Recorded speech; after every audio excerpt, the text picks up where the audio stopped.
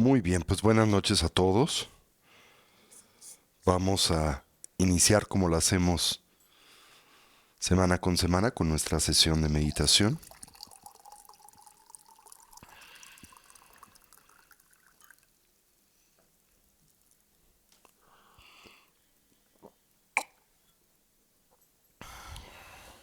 Muy bien.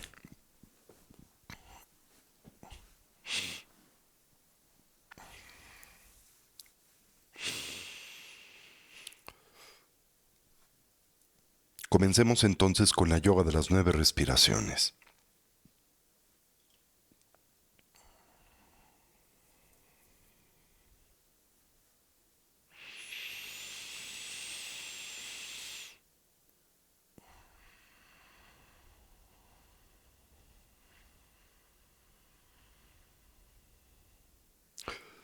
Evoquemos una imagen mental de nuestra forma física.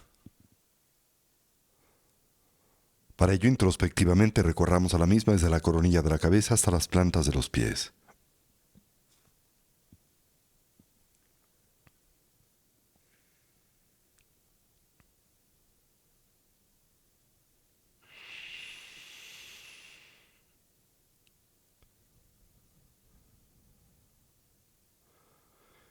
Imaginemos cómo ésta se transforma en una silueta luminosa y translúcida ausente de sustancialidad, con la forma y la postura de los 7 puntos comúnmente asociada al Buda Vairochana.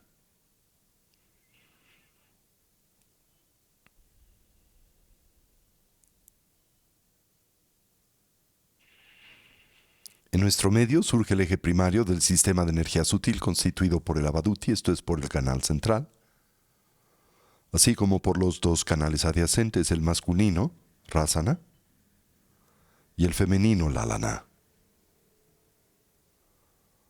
Al primero le concebimos como una espiga luminosa de color azul profundo no más gruesa que el dedo meñique de la mano, como un tallo hueco de bambú. Recordamos parte de ese punto conocido como la apertura de Brahma, comúnmente localizado 8 dedos por detrás de la línea original del cabello, donde éste se abre y extiende como un embudo o como la punta de un bosquetón.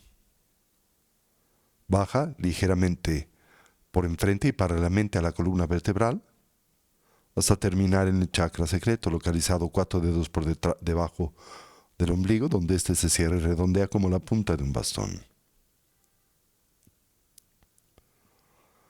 Los dos canales adyacentes parten de las fosas nasales. Se extienden y suben hasta la coronilla de la cabeza, donde se encorvan como el cuello de un bastón, bajando paralelamente al canal central, con el que se conectan en ese punto 4 dedos por debajo del ombligo. El canal masculino de color blanco y el canal femenino de color rojo. El primero a la derecha del canal central para los hombres y en la posición inversa correspondiente a la fisiología sutil de las mujeres. Con ello en mente nos vinculamos a la yoga de las 9 respiraciones, acompañándola de la respiración del jarrón, el ámpora o de la vasija. En esta, al inhalar, intentamos saturar a totalidad nuestra capacidad pulmonar. Procedemos con la yoga de la retención de la respiración, en la que volteamos la atención sobre de sí misma, intentando reconocer y descansar en el estado y condición mental emergente más profundo, atento y concentrado. Subsecuentemente exhalamos con fuerza, como si disparásemos una flecha a través de un arco. Decantamos 30% del prana presente en la parte superior del cono pulmonar, correspondiente a los vientos kármicos de los que dependen las funciones conceptuales y dualistas de la mente o conciencia. A través de este medio y simultáneamente fortalecemos al viento de sabiduría, el Yelum, que desde el momento de la concepción hasta la transición del morir reside en el medio del canal central y del cual dependen las altas funciones de la cognición.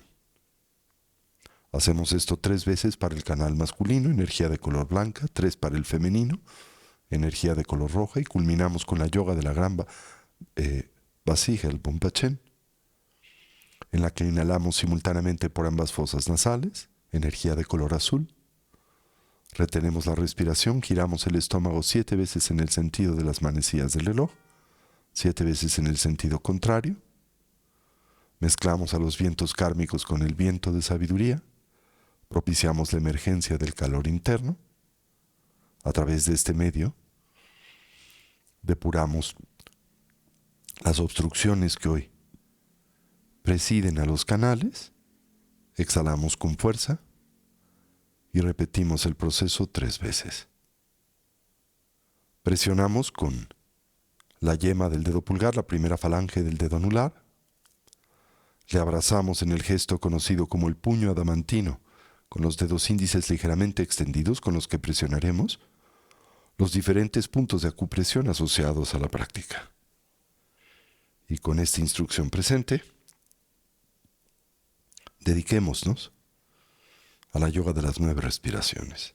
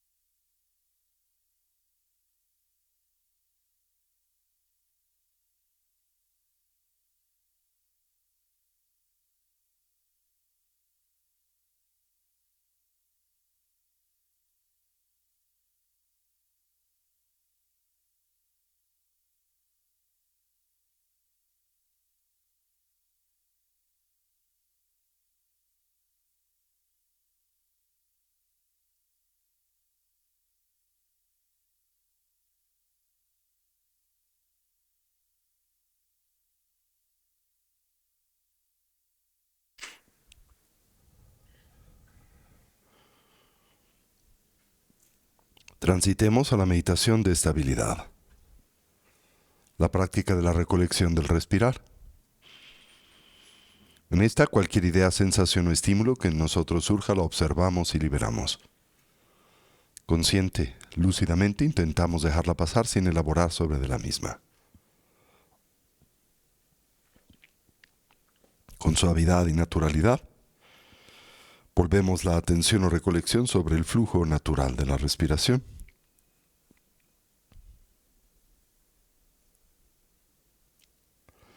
Simultáneamente atendemos a la esfera de las sensaciones táctiles,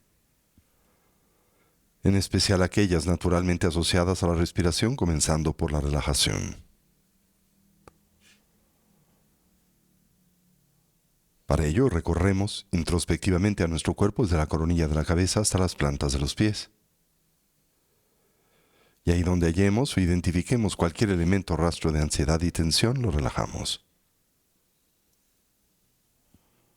Si se nos facilita y como un medio hábil a inhalar, imaginamos en nosotros penetra luz y claridad. Concebimos como la misma se vierte sobre de esos puntos de tensión y ansiedad. Al hacerlo, los ilumina, distiende y relaja. Y al exhalar, imaginamos esa tensión nos abandona como vapor de agua que espontánea y naturalmente se diluye o desvanece en el vacío. Mantengamos a nuestra recolección o presencia mental firmemente asida sobre el objeto de concentración, el respirar, mientras cultivamos una actitud de atención introspectiva, dirigida hacia la emergencia de los diferentes obstáculos que sabemos, dificultan, obstruyen y así obnubilan a la práctica, sobre los que aplicamos sus respectivos antídotos. De experimentar extremidación nos concentramos en la exhalación, la sensación gradual o progresiva de tranquilidad y relajación que le acompaña, Y de ser presas del hundimiento mental, el soporsueño o la mera pérdida de claridad, nos concentramos en la inhalación, en la viveza y alerta en la claridad mental que ésta propicia. Así orientamos a nuestra mente y cuerpo hacia su estado natural, del todo relajado, libre de tensión, estable y quieto, dotado de claridad, de alerta, de una actitud de vigilancia. Mientras atendemos a la respiración, sin aferramiento, sin constricción y simultáneamente sin distracción. Establezcamos una transición entre la agitación y el cansancio de la tarde. Y el estado mental de atención y concentración necesario para el cultivo de las tres sabidurías. La del escuchar, que nos conduce a la transformación conceptual. La del análisis, la investigación, la contemplación, que nos permite propiciar y fortalecer a la experiencia directa. Y la de la meditación, que nos conduce a la integración. Con esta instrucción presente en silencio por unos minutos, dediquémonos al cultivo y fortalecimiento de esta dimensión y aspecto de la práctica, ¿sí? Toda la atención sobre el respirar.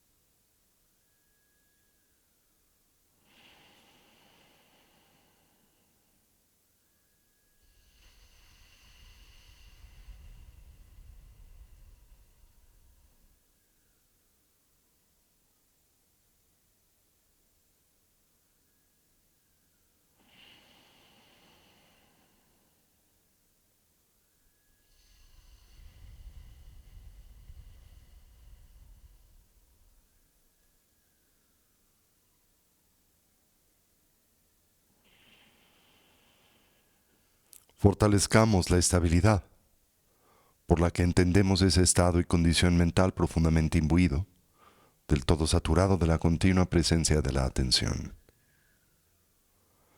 Para ello observemos la natural expansión y contracción del diafragma y del abdomen, la cercana relación presente entre ese movimiento y el de la respiración. Al inhalar observemos si el ciclo es largo o corto, si es profundo o superficial, haciendo lo mismo con la exhalación, mientras simultáneamente atendemos la mera sensación de contacto de nuestro cuerpo con su asiento. Una vez más, de experimentar excitación, nos concentramos en la exhalación y de ser presa u objetos de la lasitud, en la inhalación.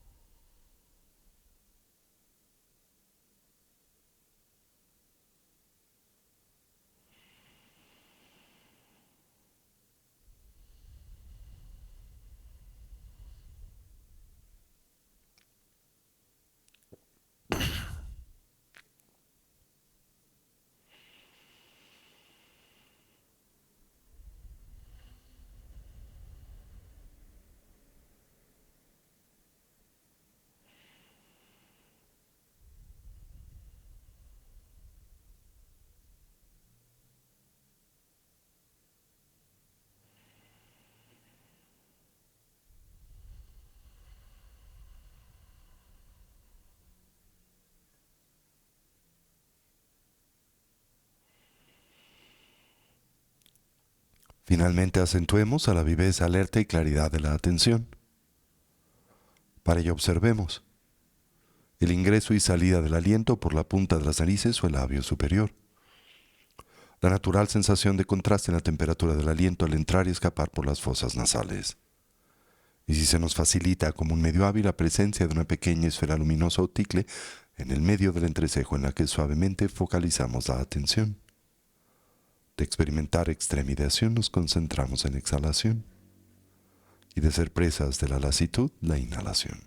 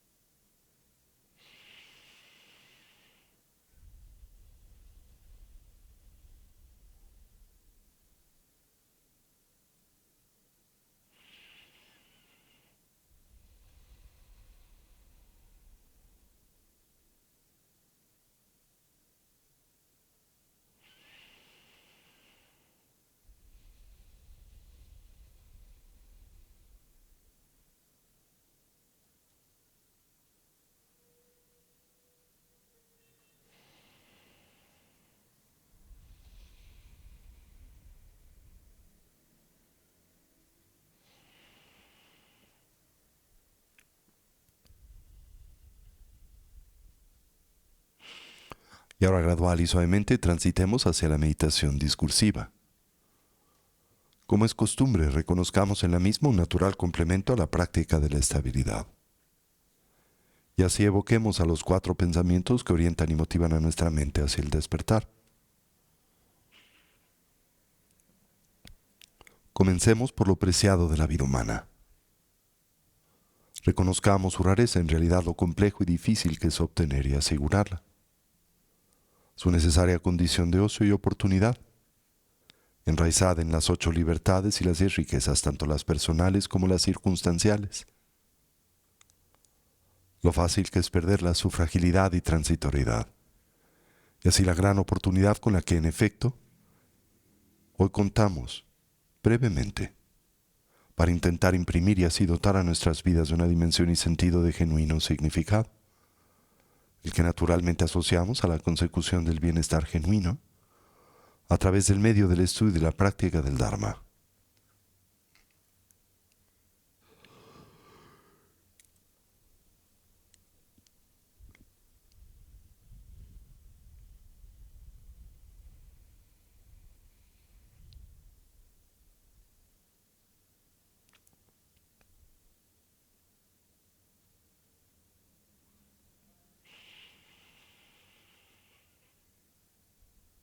Atendamos a la muerte y la impermanencia. Como todo cambia y se transforma instante a instante, momento a momento, y como en realidad nada y nadie duran para siempre.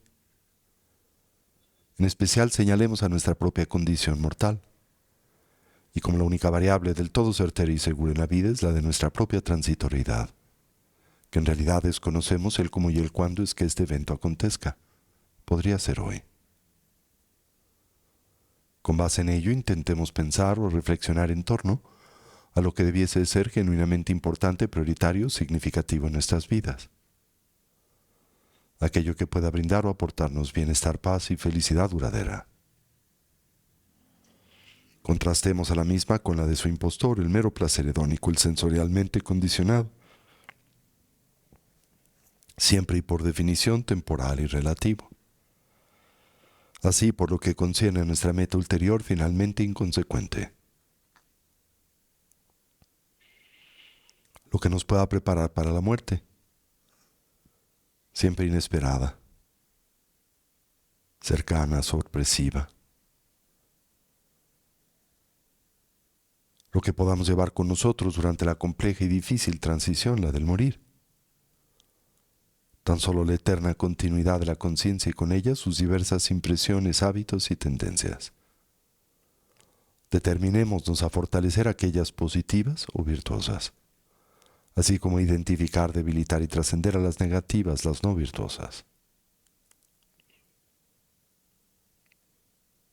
Para ello exploremos a las causas y sus consecuencias. Como nuestro presente es el natural resultado de nuestra actividad pasada, la de mente, palabra y cuerpo, y como nuestro futuro será el efecto de la suma de nuestra actividad pasada y presente. Como todo lo que hacemos, pensamos y decimos se torna así insignificativo, haciéndonos del todo responsables de nuestra propia vida y vidas, en especial de la experiencia que de éstas derivamos, siempre personal, íntima y subjetiva.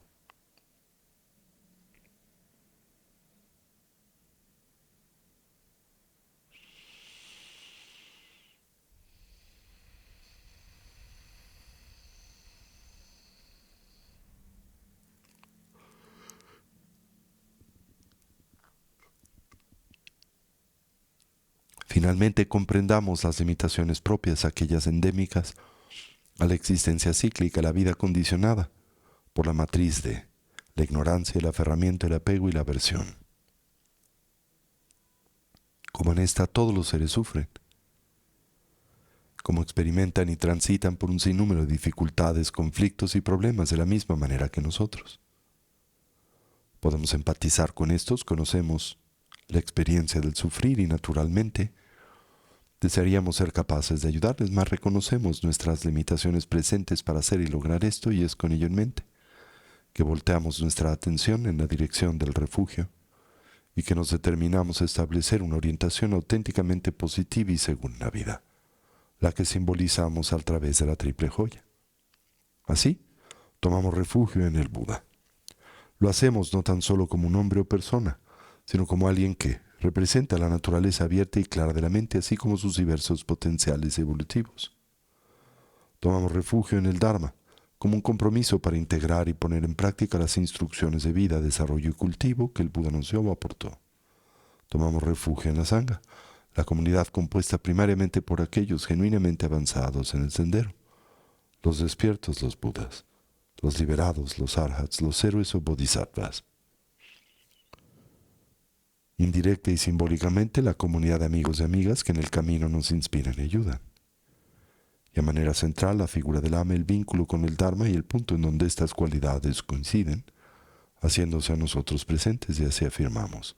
Lamala Kyabsun Chio, Sanjela Kyabsun Chio, Chula Kyabsun Chio, Genduna Kyabsun Chio, Lamala Kyabsun Chio, Sanjela Kyabsun Chio, Chula Kyabsun Chio, Genduna Kyabsun Chio. Transitemos a la meditación de vacuidad.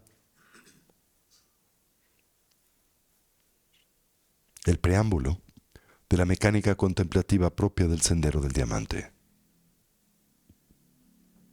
En este imaginemos cómo todo lo que nos rodea gradualmente se diluye o desvanece en el vacío. Comenzando por este lugar, nuestra ciudad,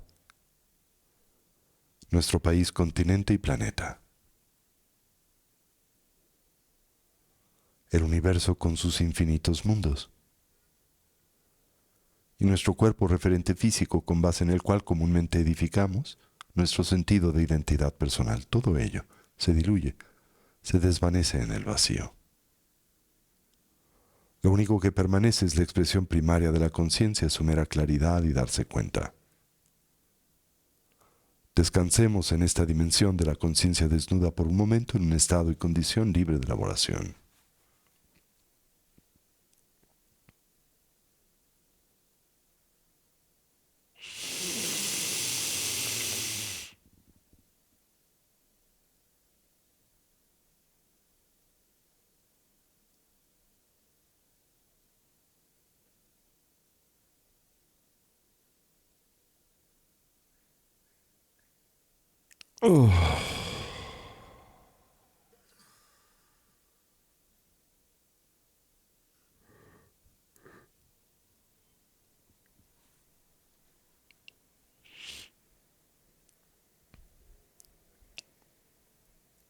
Y ahora, iniciemos con la fase de creación o generación de la yoga. Esto es el método de unificación con el principio primario del despertar, Shakyamuni Buda. Para ello imaginemos cómo, frente a nosotros, A la altura de nuestro entrecejo y a 1,5 metros surgen 8 leones de nieve. Dispuestos en un cuadrángulo, recordamos, representan la valentía, el arrojo, la osadía, que en el sendero y camino espiritual son siempre indispensables. Sobre sus lomos emerge un trono dorado y enjollado que recordamos representa a la realeza, al estado despierto de la mente y su natural dignidad. Sobre el mismo aparece una flor de loto blanca y luminosa de 8 pétalos abierta, simbólica de nuestra naturaleza búdica. Sobre esta aparecen un disco solar y lunar en forma de cojines, que representan la energía de las dos acumulaciones, la del mérito y la sabiduría profunda. Sobre de ellos gradualmente se corporiza la figura de Shakyamuni Buda.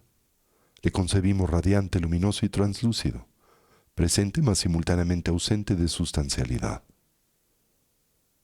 La síntesis entre la apariencia y vacuidad. Se encuentra sentado en la postura damantina con sus piernas entrecruzadas, simbolizando así la maestría de la fuerza del samadhi, y con la plena funcionalidad mental. Su mano derecha toca la tierra con el dedo medio, haciéndola testiga de su victoria sobre el triple veneno, el de la ignorancia, el aferramiento, el apego y la aversión. La izquierda descansa sobre su regazo con la palma inclinada hacia arriba y abierta, simbolizando el desarrollo de la atención unipuntual. Sobre de la misma se manifiesta la escudilla del renunciante, que a su vez contiene el néctar de la sabiduría y larga vida. Se encuentra ataviado con la vestimenta propia del bhikshu, elaborada en retacería de tela, simbólica de su victoria sobre de los 8 intereses mundanos. Como todos los mahasattvas, los grandes seres, manifiesta el Ushnisha, esto es una pequeña protuberancia sobre la coronilla de su cabeza, que a su vez simboliza la actualización de los potenciales cognitivos, mentales, emocionales y energéticos. Así también despliega las 32 marcas mayores como las 80 menores de un Buda, que a su vez simbolizan la maestría en las actividades liberadoras o las paramitas, y en el que síntesis de los potenciales que en el sendero deseamos actualizar y obtener, tomamos refugio y le decimos: querido Lama, auxílianos a purificar y a transmutar nuestras limitaciones en oportunidades. Shakyamuni Buda nos sonríe. Se manifiesta contento y satisfecho por la determinación que tanto individual como colectivamente esta tarde-noche a todos nos anima. En consecuencia, a su alrededor surge el campo del mérito, la comunidad de seres despiertos, constituida por miriadas de Budas y Bodhisattvas, seres liberados, dakas, dakinis y protectores, Iram Shavakas, Pratyeka, Budas, yogis y yoginis. A nuestro alrededor aparecen innumerables seres sensibles provenientes de los diferentes reinos propios o endémicos a la existencia cíclica, mas hoy todos dotados de la apreciada plataforma humana, y a su vez animados por el espíritu de la emergencia definitiva que en nosotros contagia. Del corazón de Shakyamuni Buda se irradia un intenso haz de luz blanca. Imaginamos se extiende hacia todos los seres, mundos y dimensiones. Y al arribar al campo del mérito, en propicia detona una honda y profunda transformación. Al contacto todos estos reemergen, pero ahora dotados de la auténtica presencia de Shakyamuni Buda, de sus habilidades y cualidades, manifestándose así la unicidad de la mente despierta. De Budas y Bodhisattvas se irradian haces de luz y claridad a todas las direcciones. Los que sentimos descienden sobre de nosotros como una lluvia de bendiciones que a su vez establece un puente y vínculo de interacción entre nosotros y estos seres de sabiduría. Grandes como montañas, pequeños como partículas de polvo irradian réplicas de sí mismos, las que ahora se funden en la figura central de Shakyamuni Buda, incrementando su luz y presencia por 1000. Le concebimos como una montaña de plata iluminada por 1000 lunas, o una montaña de oro iluminado por 1000 soles.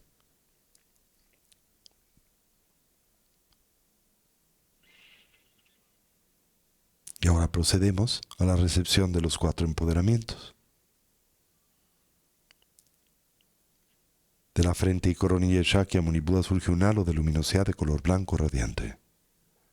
el cual simboliza o representa la energía de la transformación mental y emocional de la cognición adamantina de todos los Budas. Gira velozmente en las manecillas del sentido del reloj y en su centro aparece la sílaba y vibración primaria.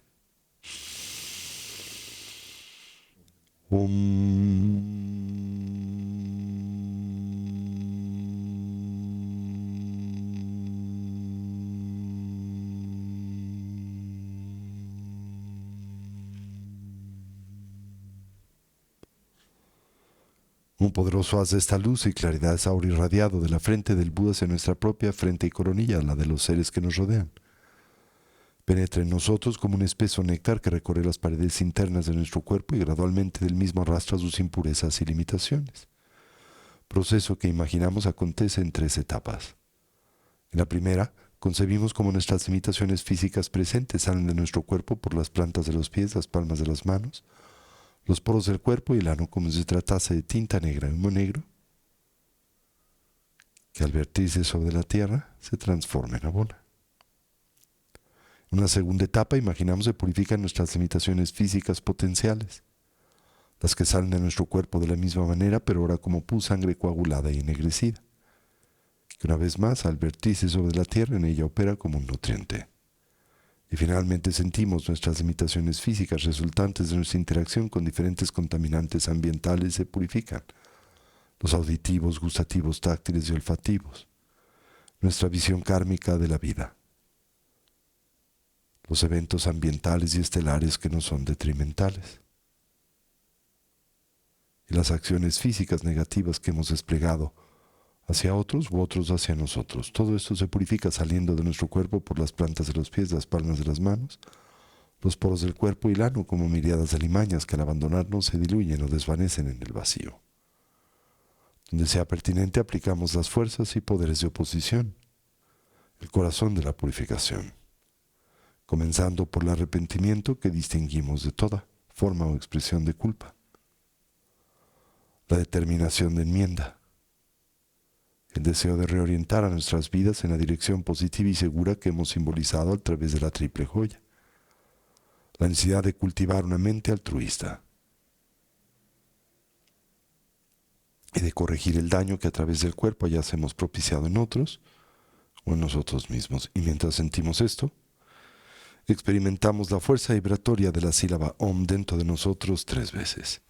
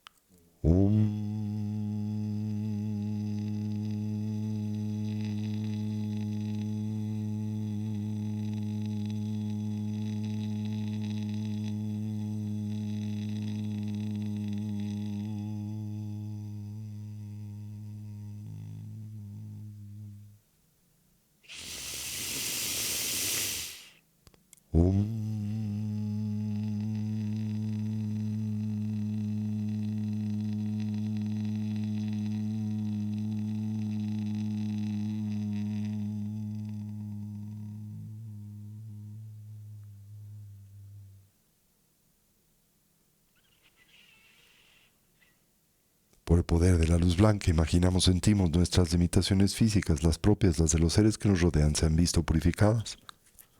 Y ahora como nuestros cuerpos irradian esta luz y claridad a todas las direcciones en cuya sensación, descansamos por un momento en un estado y condición del todo libre de elaboración.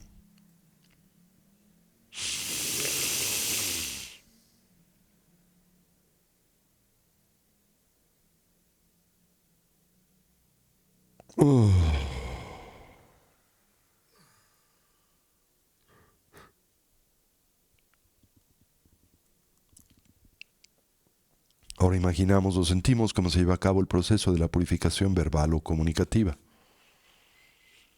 Toda tendencia es el uso de un lenguaje que divide y daña. que habitualmente se muestra irreflexivo, o que distorsiona y exagera la realidad, en especial cuando lo hacemos movidos por fines autocentrados y egoístas. Una vez más, el néctar de purificación de Shakyamuni Buda se vierte sobre de nosotros. Y ahora imaginamos como en el centro de su garganta surge un halo de luminosidad de color rojo radiante. En el medio, la sílaba A.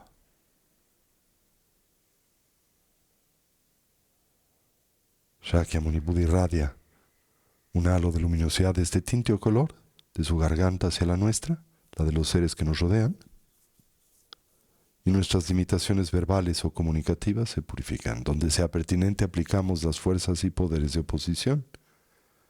Y mientras sentimos esto, experimentamos la fuerza vibratoria de la sílaba A dentro de nosotros 3 veces.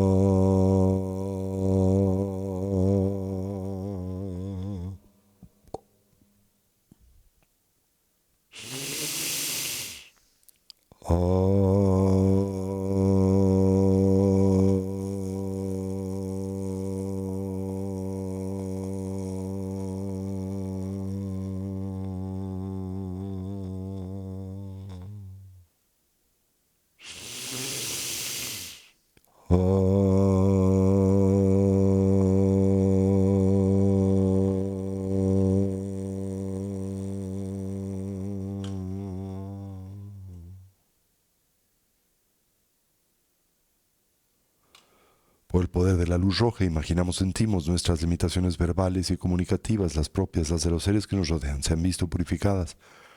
Y ahora como nuestros cuerpos irradian esta luz y claridad a todas las direcciones en cuya sensación descansamos por momento en un estado y condición libre de elaboración.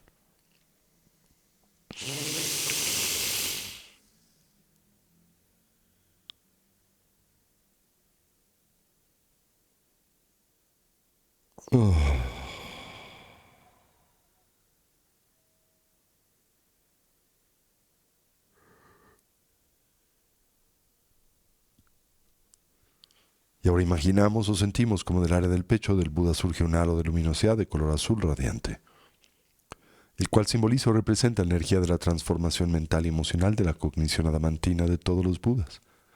Gira velozmente en el sentido de las manecillas del reloj y en su centro aparece una sílaba y vibración primaria.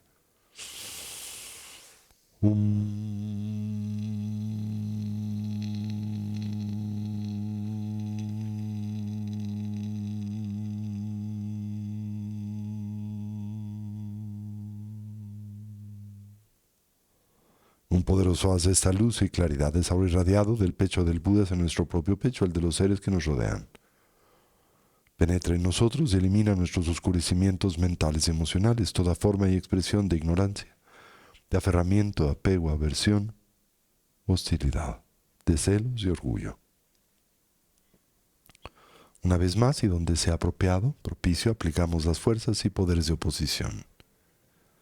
Mientras sentimos esto, experimentamos la fuerza vibratoria de la sílaba Hum dentro de nosotros 3 veces.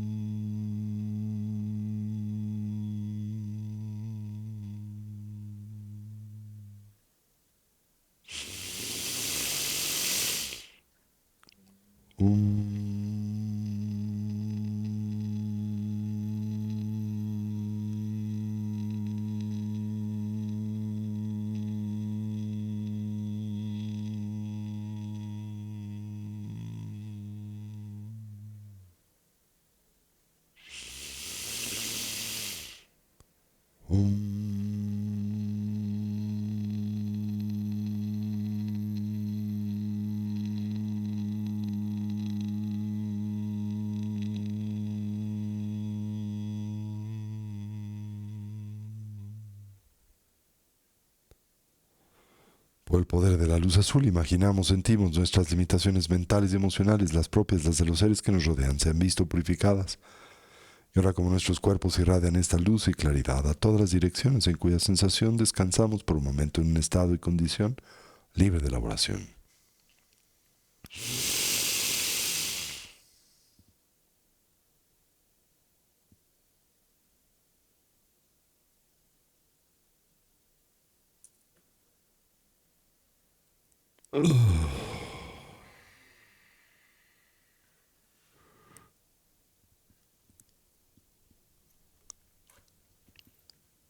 Y ahora imaginamos o sentimos como estas tres luces son simultáneamente irradiadas del Buda hacia nosotros. Blanca por la frente, roja por la garganta, azul por el pecho a nuestros respectivos puntos. Cualquier remanente de nuestras impurezas físicas, mentales y comunicativas se ve purificado. En nosotros se plantan las semillas para la eventual consecución de la red de cualidades búdicas, los kayas.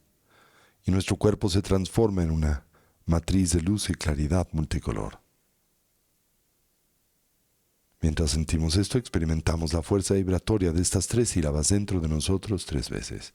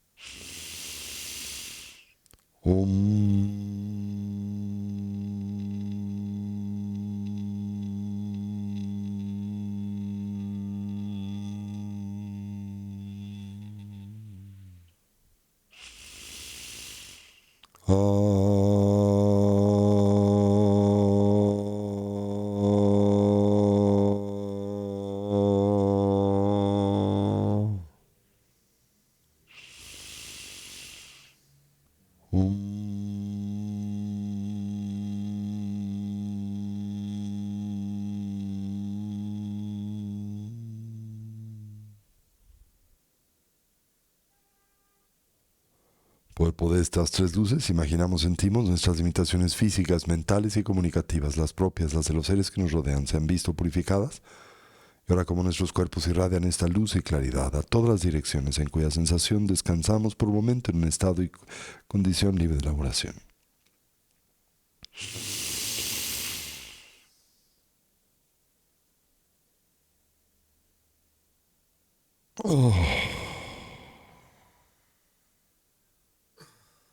Contemplando al Buda le decimos, querido Lama, auxílianos a purificar y a transmutar nuestras limitaciones en oportunidades.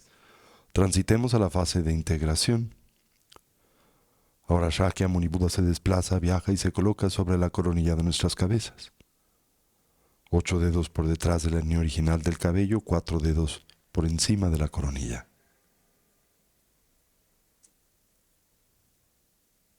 Budas y Bodhisattvas se disuelven en luz y claridad, penetran por la coronilla de la cabeza de Shakyamuni Buda e incrementan su luz y presencia por 1000. Los 8 leones de nieve se disuelven en el trono dorado en la flor de loto en el disco lunar y solar, y estos en Shakyamuni Buda. Ahora Shakyamuni Buda se disuelve en luz y claridad, penetra por la coronilla de nuestras cabezas y se funde en nosotros como el agua se diluye en el agua. Imaginamos que no queda resto alguno de nuestra identidad ordinaria y convencional, en especial aquella animada por la importancia personal. Y mientras sentimos esto, experimentamos la fuerza vibratoria del mantra de Shakyamuni Buda 108 veces. Tayata Om Muni Muni Mahamuni Soha. Tayata Om Muni Muni Mahamuni Soha. Tayata Om Muni Muni Mahamuni Soha. Tayata Om Muni Muni Mahamuni Soha.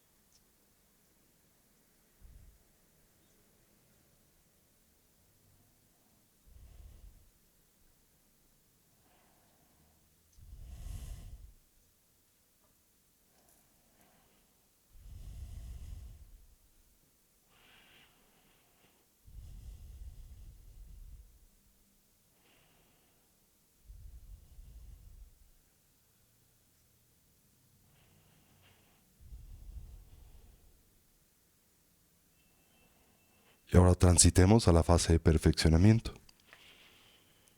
En este emulamos la transición del morir y el dormir, donde de forma espontánea y natural surge la luz clara esencial de la mente, la cual aquí nos entrenamos en reconocer y estabilizar. Una vez más, en nuestro medio surge el canal central. En el medio del mismo, la figura de Shakyamuni Buda. Sus ojos bien cerrados, lo cual emulamos. Como acontece en la transición del morir, vientos sutiles primarios y secundarios emprenden su travesía hacia la gota indestructible en el medio del chakra del corazón. Las esencias vitales masculinos de color blanco descienden por la parte superior del canal central y presionan la gota indestructible por su parte superior. Las gotas neurales femeninas de color rojo ascienden por la parte inferior del canal central y presionan la gota indestructible en la parte inferior de la misma. Después, esto acontece simultáneamente. Gotas neurales o esencias vitales masculinas y femeninas se funden en la gota indestructible. Y en el instante en que escuchan el palmear de las manos, ésta se fisura y libera la luz clara esencial de la mente, la conciencia primigenia, la cual tratamos de reconocer y estabilizar por un momento en un estado y condición libre de elaboración.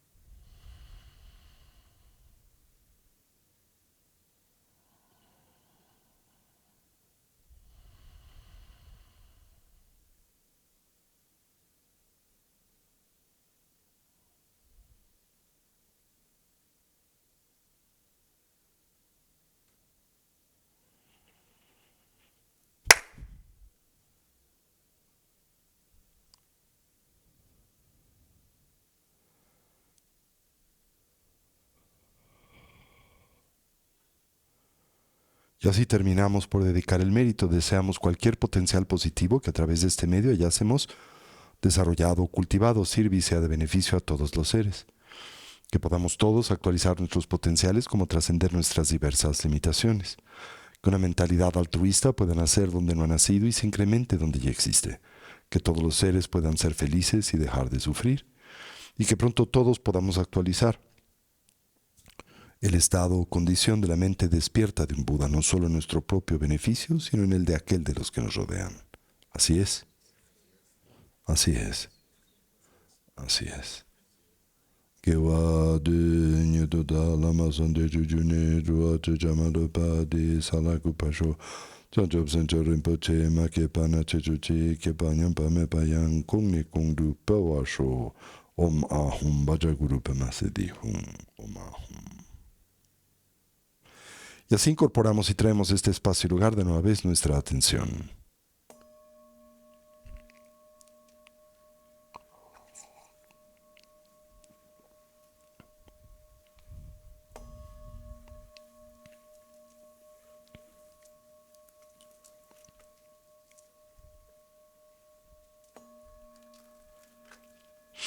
Muy bien.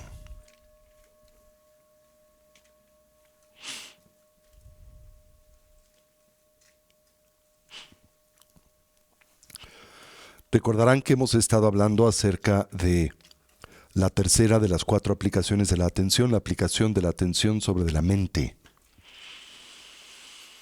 El objetivo central de la totalidad de estas diferentes iniciativas o tecnologías de examen introspectivo, recuerden, es tratar de evidenciar la presencia de lo que denominamos las 3 marcas de la existencia dentro del contexto de la totalidad de la estructura de interacción que nos comprende y a través de la cual precisamente nos exponemos y vinculamos al mundo de la experiencia en general.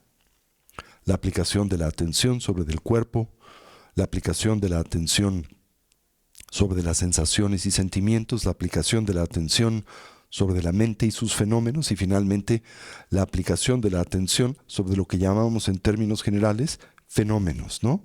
Donde estaremos explorando una variedad de tópicos centrales a la estructura propia de la filosofía contemplativa del Buda Dharma, ¿no? Pero por ahora nos concentramos en la aplicación de la atención sobre la mente o de la conciencia. Uno de los tópicos que se desarrollan en ese contexto es la exploración de los factores mentales que acompañan, comprenden o constituyen precisamente el fenómeno de la percepción y de la cognición. Esto tiene varios objetivos. Uno entre estos, pues, naturalmente es develar la naturaleza cambiante dinámica de ese fenómeno que es el de la cognición. De esto nosotros simultáneamente podemos, a través del empleo de la inferencia, comprender el que también lo que llamamos mente o conciencia trátase de un fenómeno compuesto. Y por lo tanto, y simultáneamente podemos entender que sobre del mismo no podemos edificar un sentido de identidad, ¿verdad? Unitaria, estática, autónoma o independiente, como aquella que comúnmente nosotros concebimos y abrazamos, proyectamos, y que opera, así señala e insiste la tradición budista, como una de las causas primarias de nuestras dificultades y problemas recurrentes, esto es, de nuestra aflictividad vital en general. Recordarán, porque lo mencionamos recurrentemente, el Buda decía, los seres sensibles primariamente sufrimos, ¿por qué? Porque nos identificamos con aquello que no somos. Y simultáneamente nosotros, común y recurrentemente, sufrimos porque tendemos a intentar poseer aquello que no nos pertenece, ¿no? ¿Sí? Entonces, ¿con qué es con lo que nosotros nos identificamos? Bueno, primariamente lo hacemos natural y evidentemente con nuestra plataforma corporal. Esta es nuestra primera natural iniciativa. Cuando, por ejemplo, nosotros nos avisamos o avisoramos el uno al otro, o cuando nosotros atendemos al reflejo de nuestro cuerpo en un espejo, ¿a qué conclusión saltamos? Y lo hacemos de forma automática e inercial. Ese soy yo, ¿verdad? No hay duda alguna. Y precisamente es en consecuencia que nosotros empleamos esta herramienta introspectiva, la aplicación de la atención sobre el cuerpo, para introspectivamente que develar y descubrir la naturaleza compuesta del mismo, su condición dinámica, el hecho de que trátase de una entidad en constante movimiento y transformación. Y desde esa perspectiva el hecho de que el cuerpo en sí mismo no puede detentar y albergar ese sentido fantasioso de identidad que comúnmente sobre del mismo proyectamos, ¿no? Ahora, como les he comentado previamente, esto no quiere decir de forma alguna que el cuerpo no pueda sostener ni detentar identidad alguna. Porque, de hecho, desde la perspectiva de la filosofía budista, nosotros en efecto contamos con una identidad, pero no es la identidad con la que nosotros contamos la que comúnmente nosotros concebimos y abrazamos. Porque la identidad que en efecto a nosotros nos caracteriza y anima es una compuesta. Porque la identidad que nosotros tenemos es una en constante movimiento y transformación.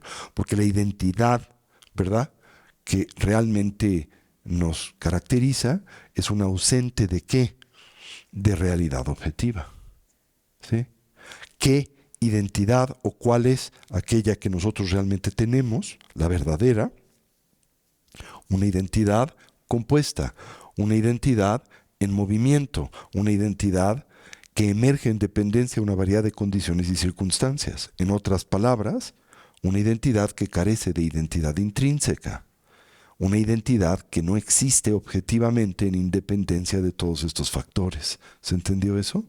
Ahora, una cosa, evidentemente, es intentar comprender y abordar ese tópico desde una perspectiva conceptual o intelectual, que naturalmente representa la venida de ingreso a este objetivo, o sea, así comenzamos, pero no se busca meramente el que nosotros construyamos ese tipo de entendimiento conceptual, porque ese mero entendimiento conceptual rara vez propicia un cambio de conducta, ¿sí? Ese entendimiento conceptual tiene que madurar, tiene que ahondar, hasta que se convierte en un entendimiento infinitamente más profundo, un entendimiento intuitivo, ¿verdad? Y cuando ese entendimiento intuitivo en nosotros florece, naturalmente propicia y detona un cambio de conducta. ¿Y cuál es el cambio de conducta que nosotros buscamos? Bueno, la transición entre una conducta que es naturalmente no virtuosa a una conducta que es virtuosa. Ahora, entendiendo lo que queremos simultáneamente decir y señalar por dichas conductas, ¿no? Porque desde la perspectiva de la ética budista, una conducta virtuosa es ¿cuál? Aquella que emerge en concordancia ¿con qué? Con la naturaleza de la realidad. Y por ende con las causas que propician el bienestar genuino y duradero para nosotros y los que nos rodean. Y evitar o trascender una conducta no virtuosa, ¿qué quiere decir? Bueno, evitar las actividades de mente, palabra y cuerpo que nosotros emergen primariamente en disonancia con la realidad y por tanto con las causas que propician el dolor, el sufrimiento y la insatisfacción. ¿Se entiende esto? ¿Sí o no? Entonces, precisamente la primera de las 4 recolecciones, la aplicación de la atención sobre el cuerpo, lo que introspectiva y por lo tanto empíricamente propicia es el develar esta dimensión muy honda de comprensión de la naturaleza compuesta, dinámica, ¿verdad? Y transitoria de nuestra identidad, particularmente y en este contexto nuestra identidad corporal. Después empleamos una serie de herramientas que tienen por objetivo primariamente comprender la naturaleza de la mente y la cognición. ¿Por qué? Porque esencialmente no olviden, nosotros existimos, insisto y señalo, como entidades compuestas. ¿De qué?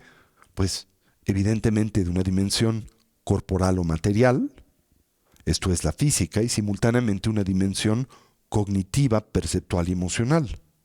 Esa dimensión cognitiva, perceptual y emocional es la que nosotros en términos generales categorizamos o englobamos a través del fenómeno que señalamos como el de la mente o conciencia. Así nosotros en efecto existimos como una entidad psicofísica, porque en efecto poseemos, somos y tenemos una dimensión corporal o material y al mismo tiempo poseemos y somos una dimensión mental y emocional.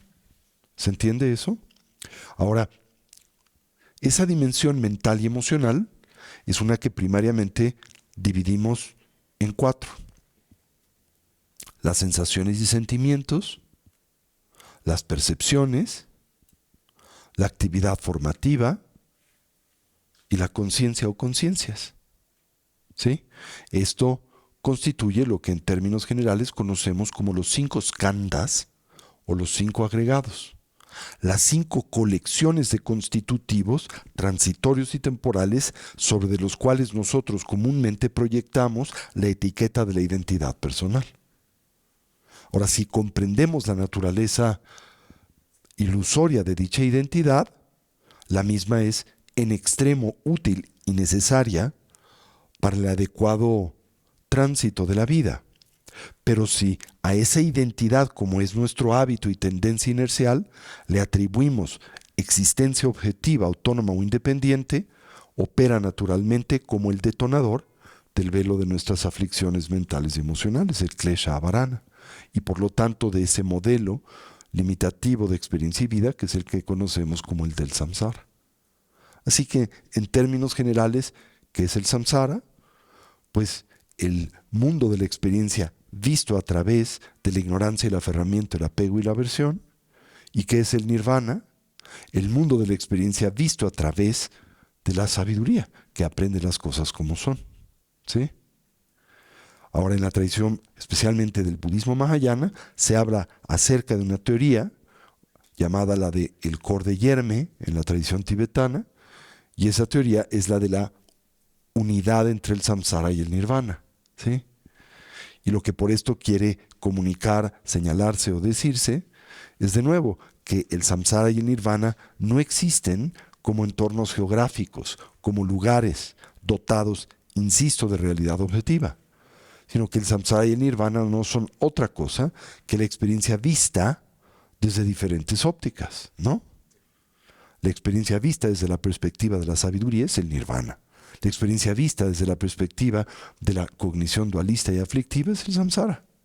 Pero el samsara y el nirvana en sí no existen independientes a la experiencia que nosotros tenemos o derivamos del mundo. ¿Sí?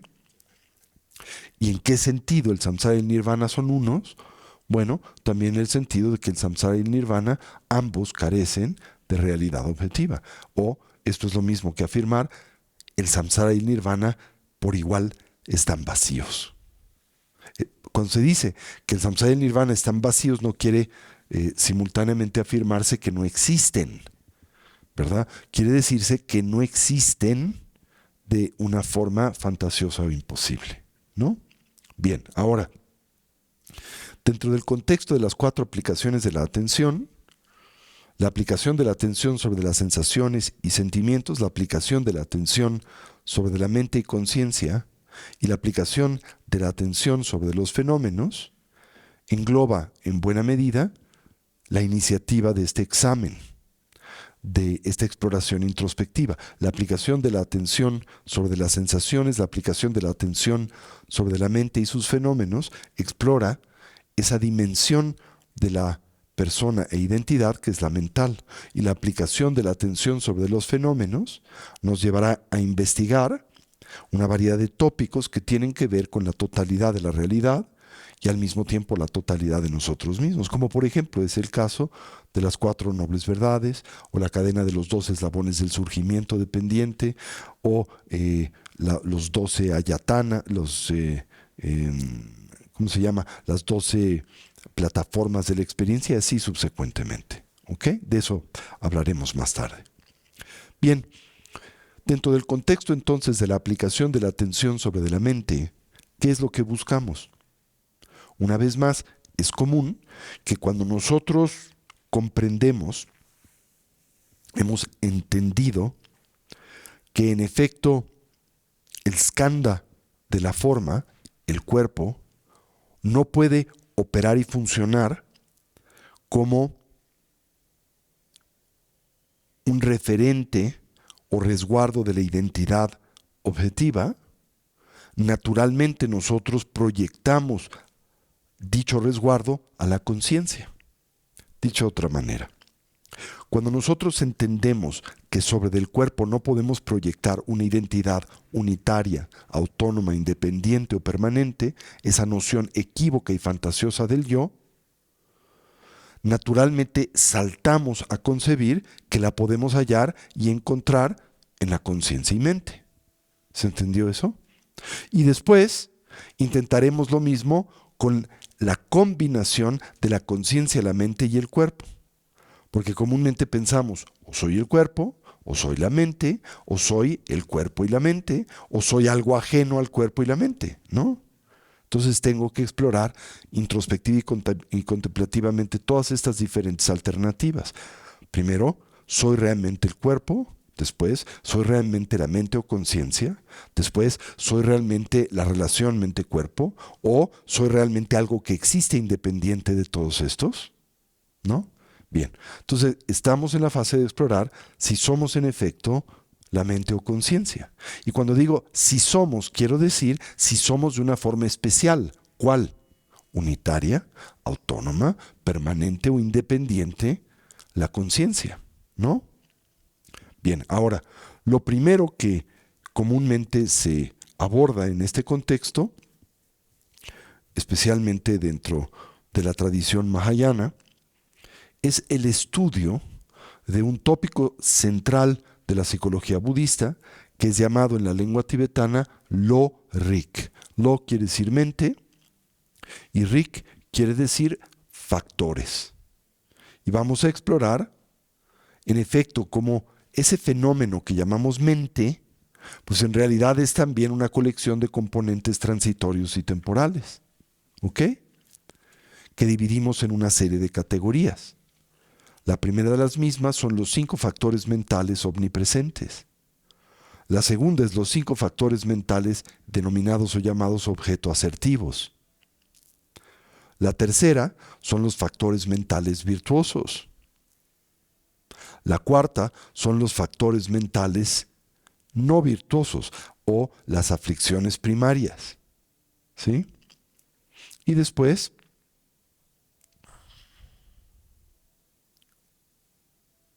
los factores mentales variables. ¿Sí? Bueno. Y hay toda una serie de tópicos adicionales. Bien, vamos a continuar entonces con este examen.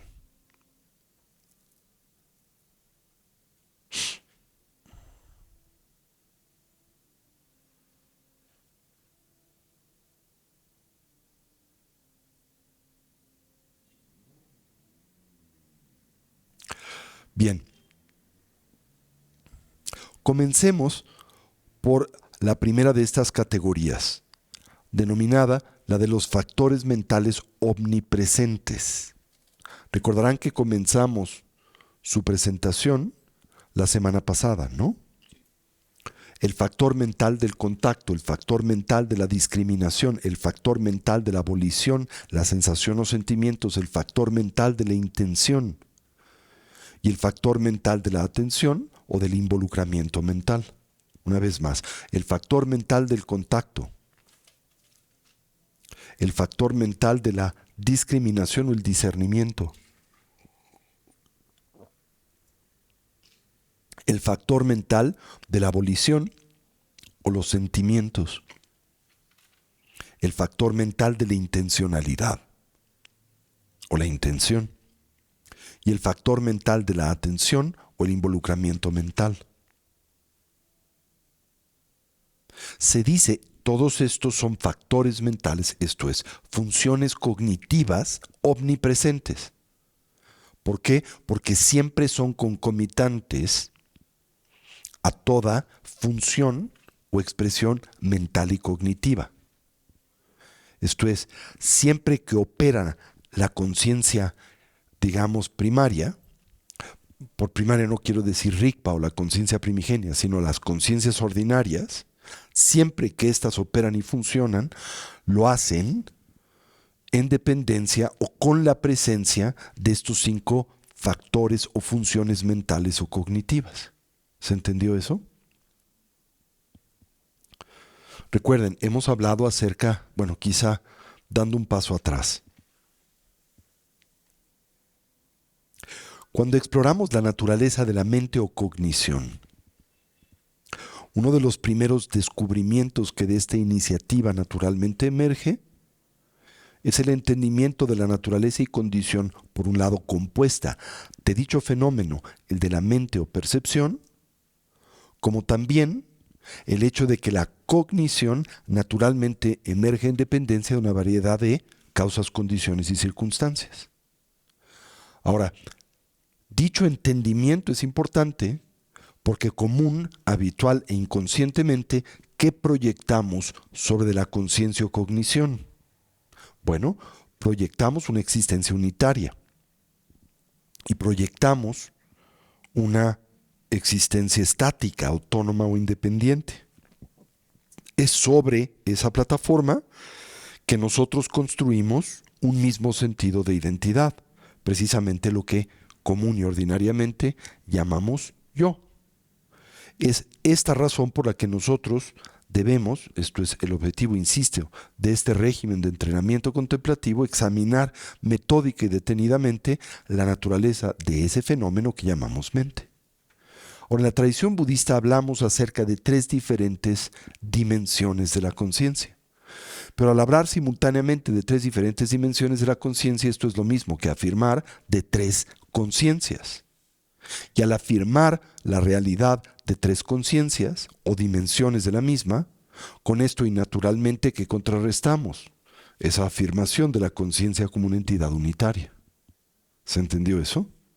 Y dado el hecho de que la característica fundamental de la mente o cognición es dinámica, esto es algo autoevidente, a través de hacernos conscientes de esa evidente realidad, desbancamos la noción o la concepción inconsciente de la conciencia como una entidad estable o una entidad estática.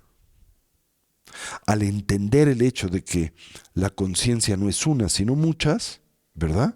Simultáneamente desbancamos la noción de la conciencia como una entidad autónoma o independiente. Y sobre de esto generamos poco a poco cada vez mayor convicción y entendimiento, hasta que cuando esa convicción y entendimiento consecuente del recurrente y progresivo análisis contemplativo se torna intuitivo, hace imposible el proyectar sobre del mismo ese sentido fantasioso de identidad personal que detona el velo de las aflicciones. ¿Se entendió eso? ¿Sí? Esto es,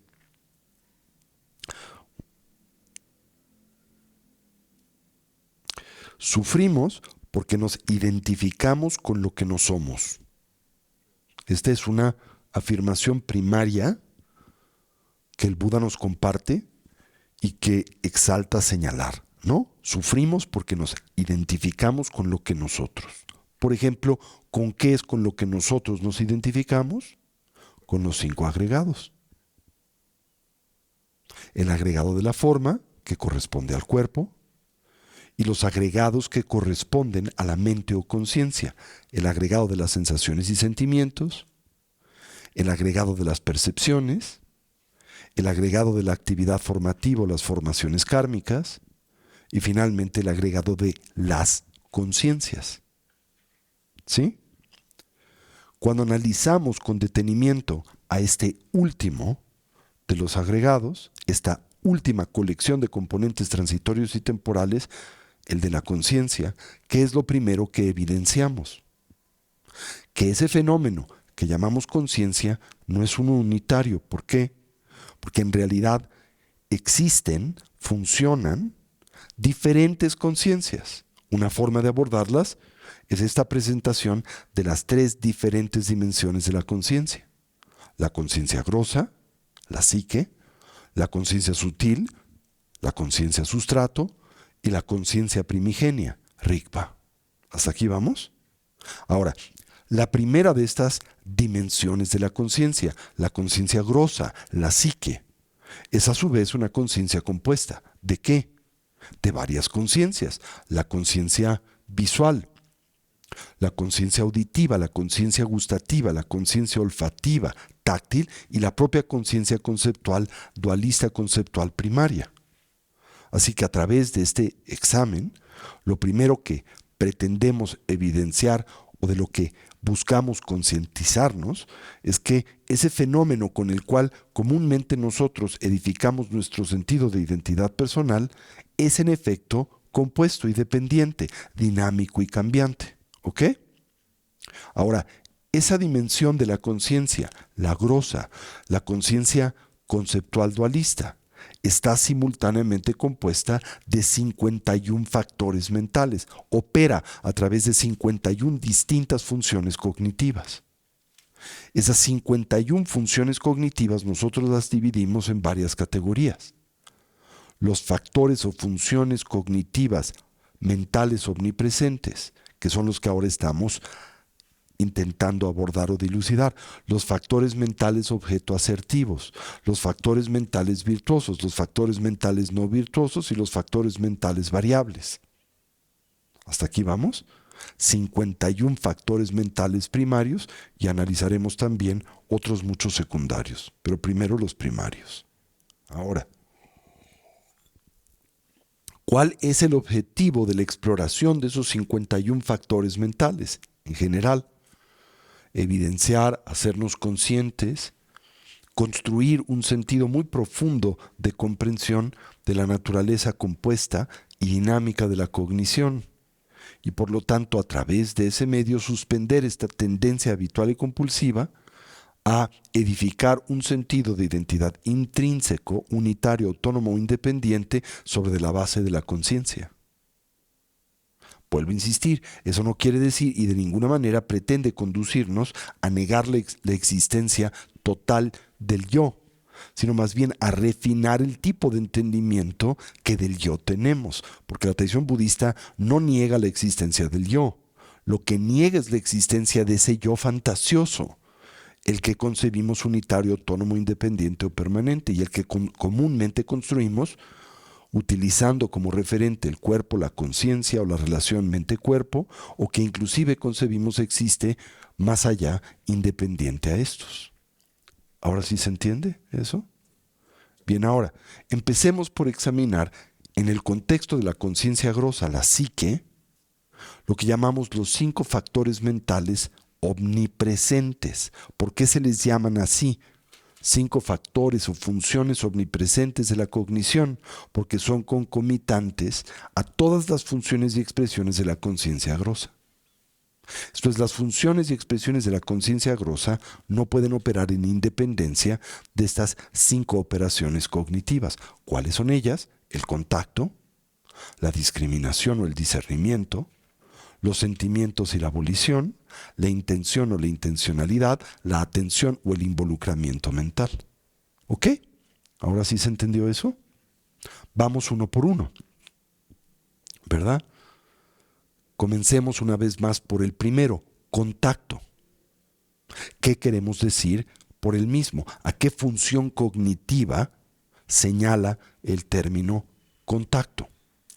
Es naturalmente un factor mental. ¿Y qué queremos decir cuando así le definimos? Un factor mental es naturalmente una función primaria de la conciencia o cognición. Es más, sin la presencia de la misma no hay cognición. Por eso se dice es un factor mental omnipresente. Porque siempre que hay cognición hay contacto. Y al revés, siempre que hay contacto hay cognición. Si no hay contacto no hay cognición. Y si no hay cognición no hay contacto. ¿Se entendió eso? Bien, ¿cómo definimos el primero de estos 5 factores mentales omnipresentes, el del contacto? Insisto, como un factor mental, una función de la cognición que contacta o se encuentra con el objeto de atención, con el objeto de conciencia. Dicho de otra manera, es la función de la cognición que nos permite establecer un vínculo o relación con el objeto perceptual. Evidentemente, sin el vínculo y la relación con el objeto conceptual no hay cognición. ¿Sí?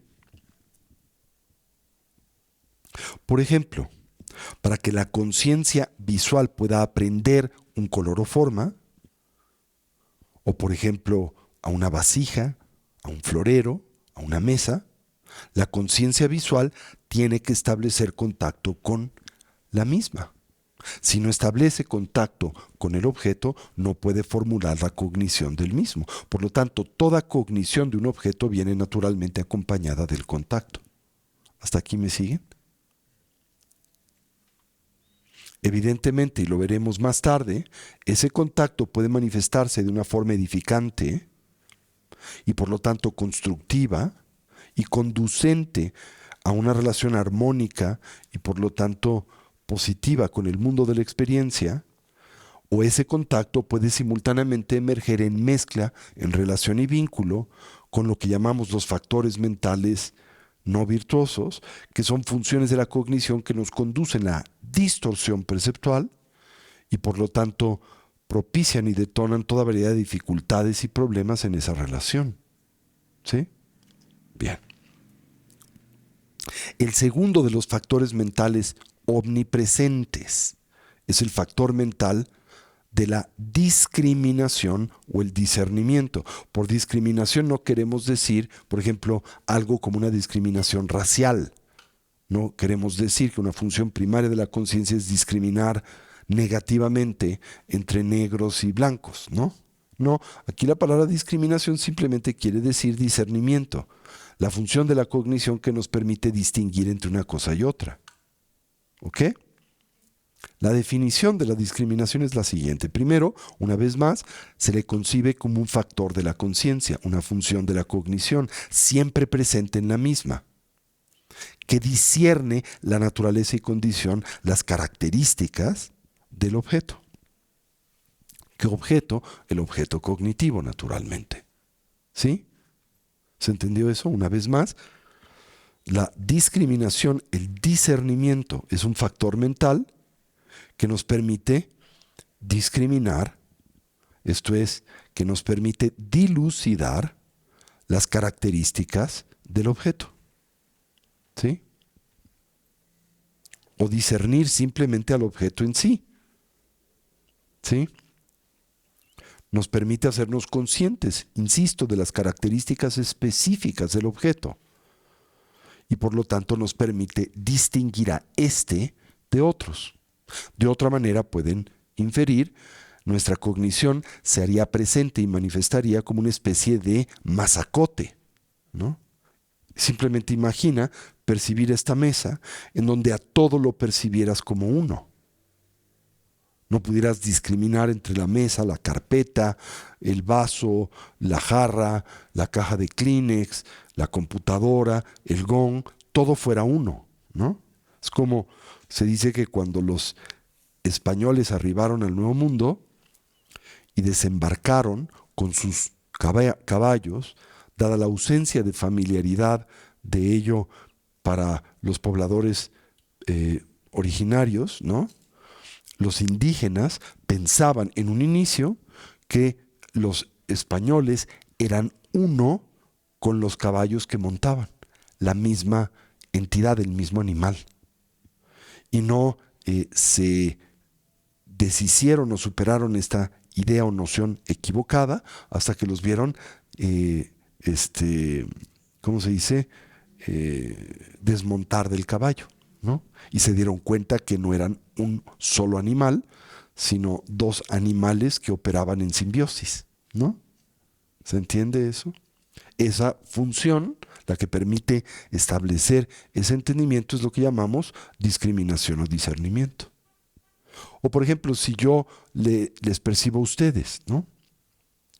Puedo, por un lado, entender que hay un elemento de comunalidad entre todos ustedes, pero también puedo discernir que hay elementos de diferenciación. Por ejemplo, ¿cuál es un elemento de comunalidad entre todos ustedes? Todos son seres humanos. En ese sentido, todos son iguales. Pero por ser todos seres humanos, ¿son idénticos? No, porque entre ustedes hay muchas diferencias. Por ejemplo, una primaria. Aquí hay mujeres y hombres. Los dos son humanos, pero son géneros diferentes dentro del contexto humano. Eso es muy importante de entender y discernir con claridad, porque nosotros tratamos y nos vinculamos de forma distinta a los hombres que a las mujeres. O porque las habilidades de unos y otros son distintas. Y no tomen esto a mal en una posmoderna, neurótica teoría de feminismo, etc. No quiero por esto decir que el hombre es superior y la mujer es inferior, pero nuestras funciones son diferentes. Podemos hacer muchas cosas en común, pero también hay cosas que no podemos hacer en común, como por ejemplo que la mujer puede procrear, el hombre no. Háganle como quieran, pero el hombre no puede tener bebés. ¿Se entiende eso? La mujer puede tener bebés. Somos diferentes en ese sentido. Eso no nos permite entender el discernimiento, ¿verdad? O por ejemplo, algo tonto. Hay algún elemento en común entre todos ustedes. Puedo percibir que todos usan ropa. En eso, la ropa que usan es igual, es ropa. No hay diferencia en la condición de ropa en la ropa. ¿Se entendió eso? Pero puedo discernir que la ropa que unos usan tiene un color, otros tiene otro, ¿no? O unos usan un cierto tipo de chaqueta y otros otra. Por ejemplo, no es igual una chaqueta con zipper a una sudadera. Las dos son suéteres, ¿sí? Pero no son idénticos suéteres. Eso permite establecer este factor de la conciencia que llamamos discernimiento. Ahora, el discernimiento es esencial para poder interactuar con el mundo de la experiencia. De otra manera, esa relación en nosotros se manifestaría de una forma absolutamente disfuncional. Por ejemplo, si tú no puedes discernir entre la banqueta y la avenida, pues te atropella el coche. ¿Se entiende eso?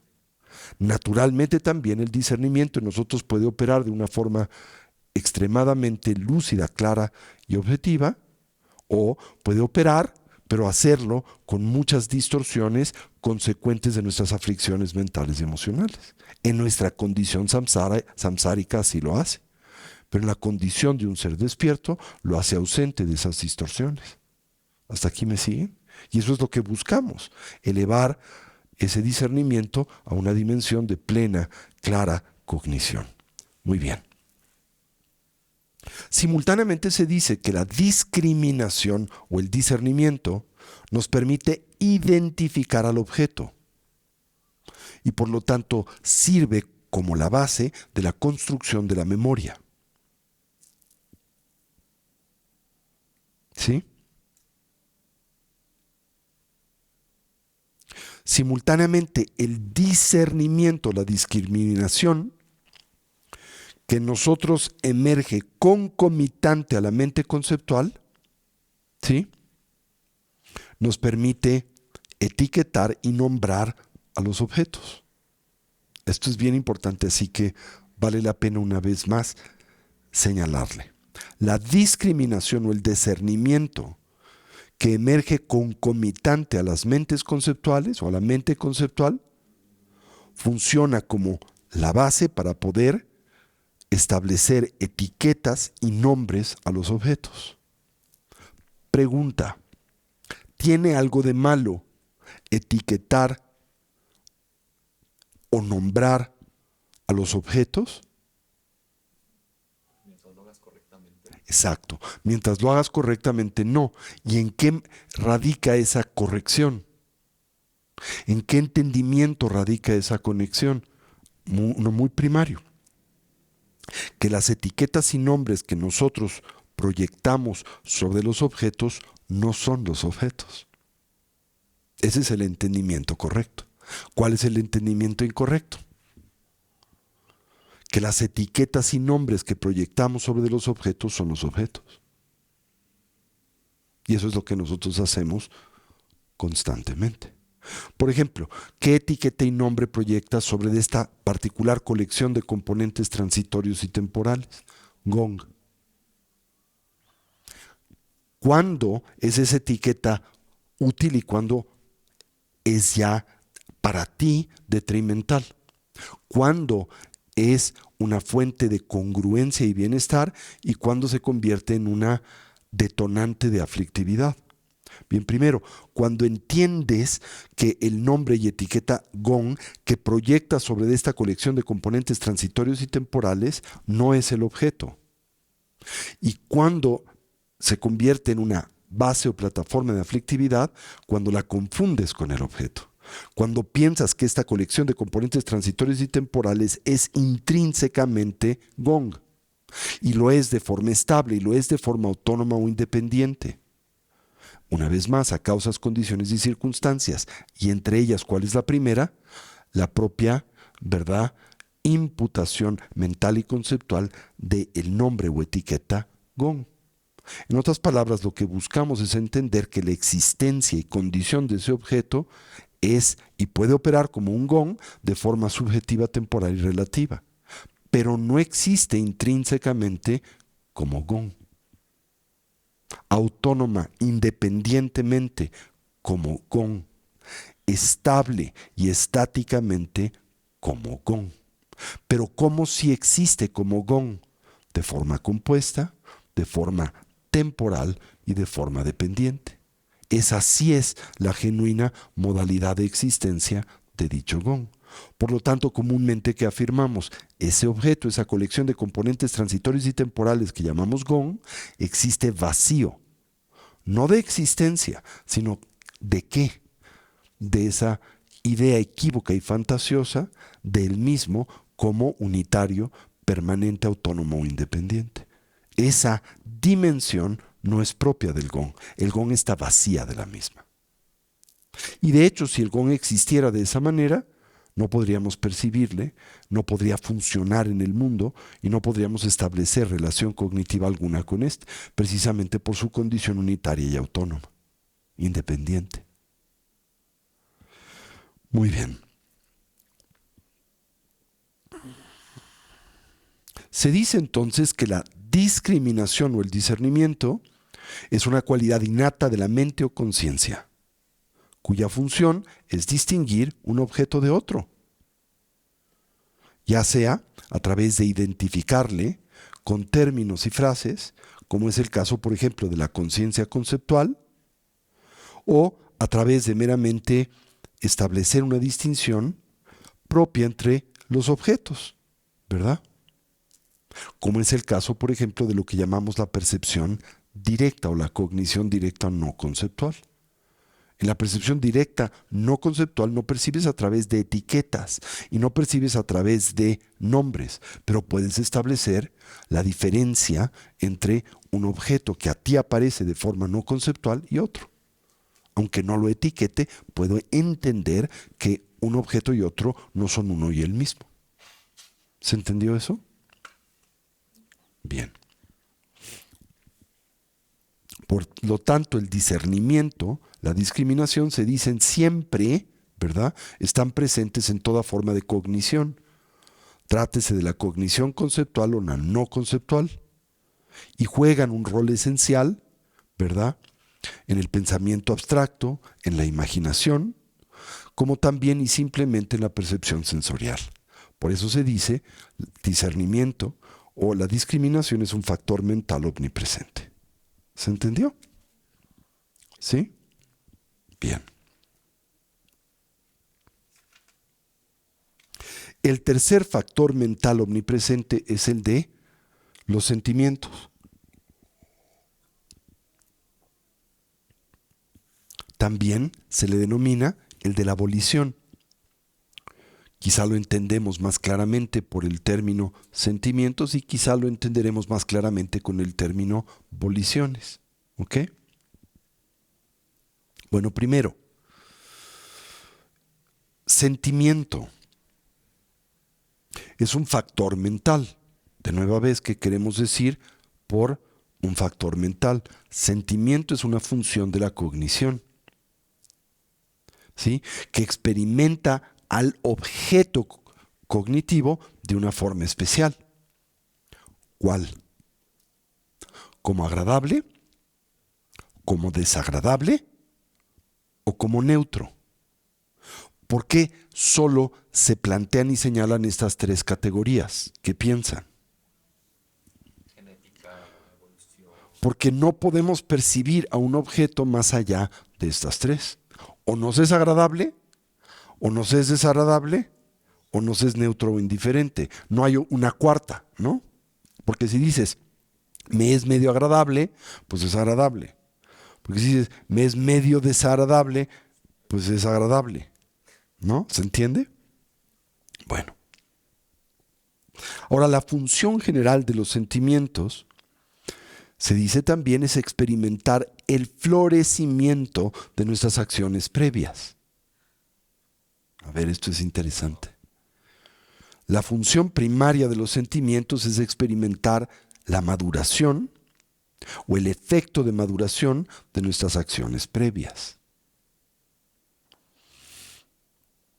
A ver, esto es interesante. ¿Por qué? Cuando nosotros interactuamos con un objeto cognitivo y a nosotros, a través de nuestras diferentes bases sensoriales, y eso quiere decir a través de nuestras diferentes conciencias, visual, auditiva, gustativa, táctil, olfativa y mental, ese objeto aparece como agradable, desagradable o neutro que pensamos. Así es como intrínsecamente existe. ¿No? Por ejemplo, cuando tú degustas una galleta y la experiencia sensorial que de la misma tienes, que en este caso puede ser olfativa, puede ser gustativa, puede ser, de hecho, puede emerger en relación a cualquiera de las 6 conciencias, ¿no? Cuando interactúas con una galleta, puedes hacerlo a través de la conciencia olfativa, puedes oler a la galleta. La gustativa, saborearla. La táctil, puedes tocarla, ¿verdad? La auditiva, porque al, por ejemplo, masticarla suena de una forma. Y sabemos que eso también propicia la experiencia que la misma tiene. Por ejemplo, hijo, es que hay tantos elementos, pero por ejemplo, ¿no? A veces, como perceptores, asociamos una sensación agradable o gratificante a objetos crocantes. ¿Te gusta, por ejemplo, en un momento determinado más una galleta que un pan? ¿Por qué? Porque truena. Y el tronar tiene 2 dimensiones. Táctil, lo crocante de la galleta se experimenta a través de la conciencia táctil, pero también se experimenta a través de la conciencia auditiva. Así que el gusto también está asociado al olor, al oído, ¿no? Un ejemplo también muy particular es una palomita de maíz. No participa importantemente en la conformación de la experiencia gustativa de una palomita de maíz, cómo suena al morderla. Es bien importante que truene. Si no truena, la experiencia de la palomita de maíz no es lo mismo. ¿Cierto o falso? Y así subsecuentemente. Bien, ahora, cuando tú experimentas, insisto, cuando experimentas a través de cualquiera de tus diferentes bases sensoriales un objeto, ¿sí? Por ejemplo, decía que te gusta una galleta.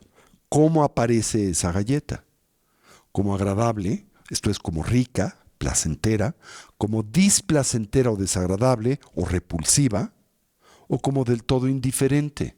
Porque eso es también una gradación de la experiencia. Es simplemente la gradación de la experiencia cero. Eso es bien importante.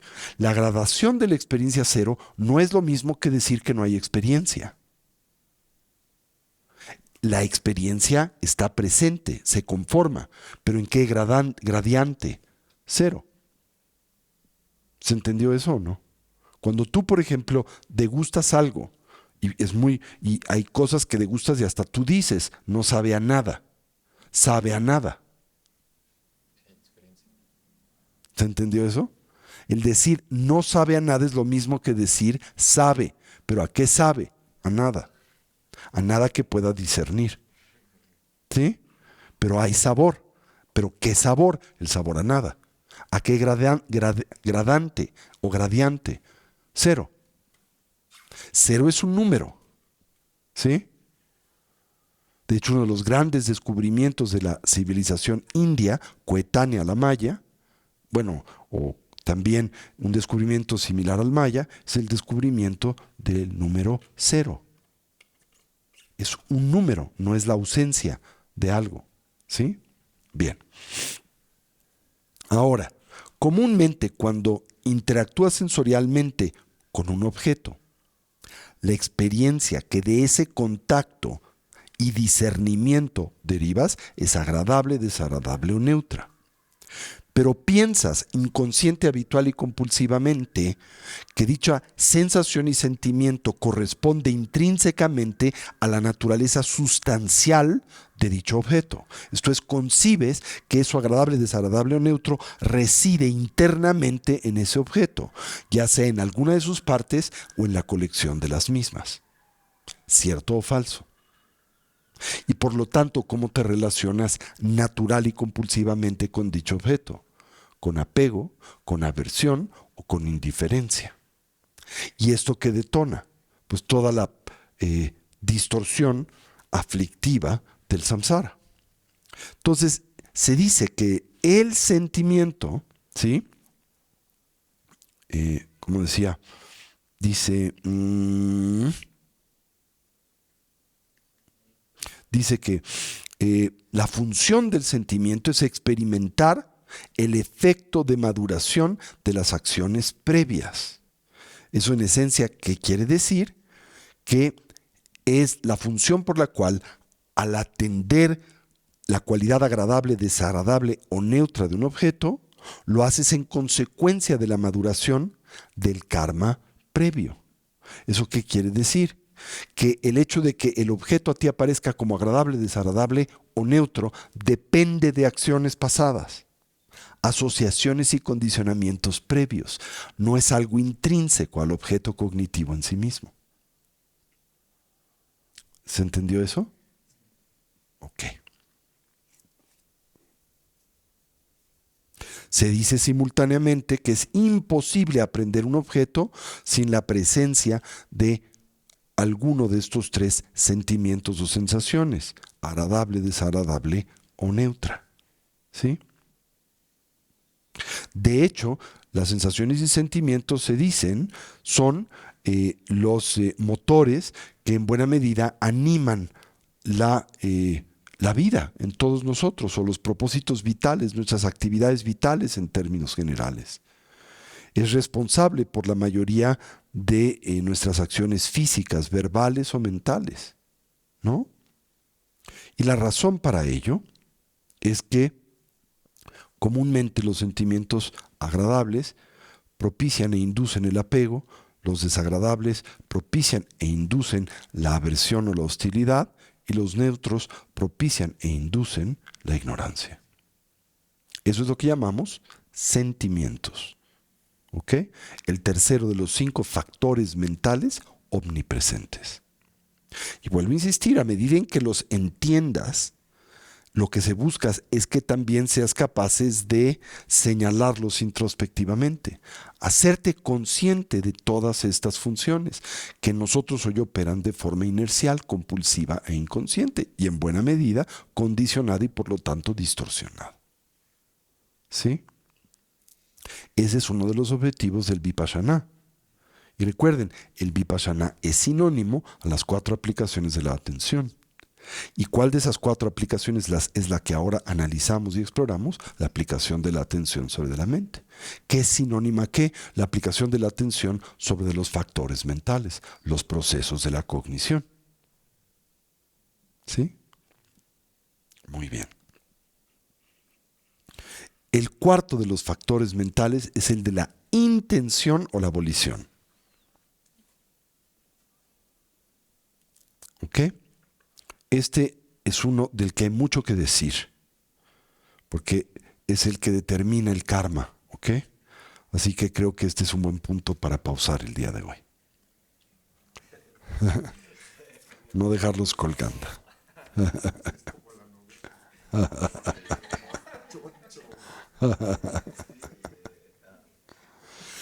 Les recuerdo que estamos organizando un taller de yoga tibetana para este próximo lunes, el lunes 11 de diciembre, de 10 de la mañana a 1 p.m., para aquellos que nos deseen acompañar, con el doctor James Bay, que es especialista en medicina china, ayurvédica, india y tibetana, y tiene que ver precisamente con todos estos ejercicios que conocemos como de la purificación del espacio Neyang, 24 ejercicios dirigidos para cultivar la salud mental y física en el individuo.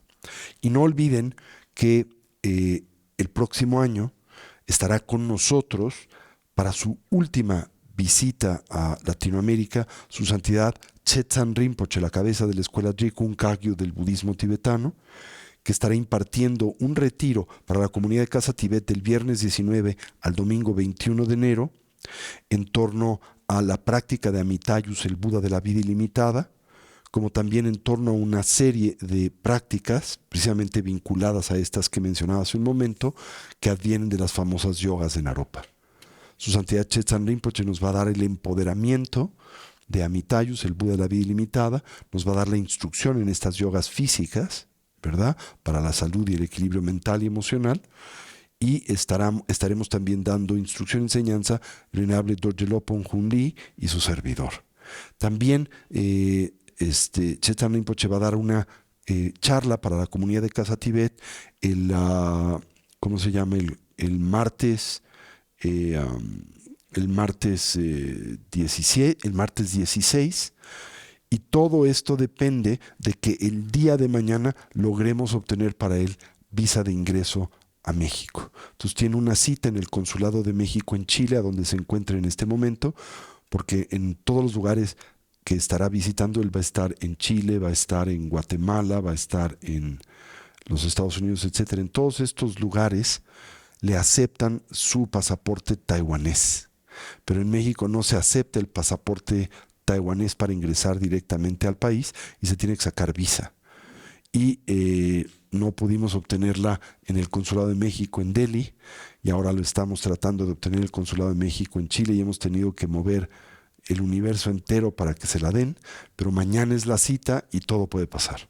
Entonces por eso todavía no abrimos la inscripción hasta que mañana no sepamos si recibe la visa de ingreso a México o no, y hago plegarias para que así sea, porque es uno de los grandes, grandes maestros de nuestra tradición, y el lograr que nos visite previo a su retiro permanente de la vida pues de la vida docente. Es una cosa importante para mí y un obsequio muy importante para la comunidad de la casa. Así que, pues ojalá, les pido que hagan plegarias para que así sea.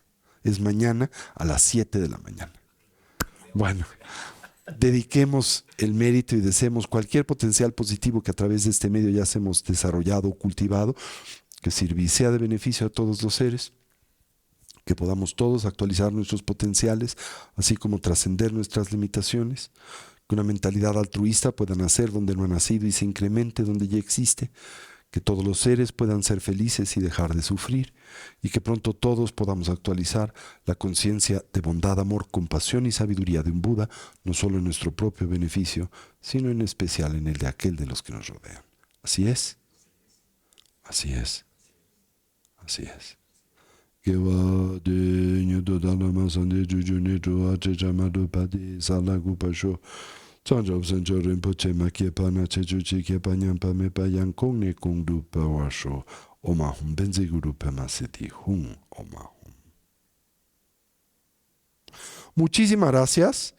Ahora entramos en esta fase introductoria de todo un curso de psicología budista que es fascinante. Y bueno, no se me distraigan, ¿ok? Gracias a los que nos acompañan virtualmente, ¿verdad? Y hago votos para que prendan sus cámaras y nos dejen verlos a todos, saber si están, no están y qué demonios están haciendo. Gracias a todos, que tengan buena tarde.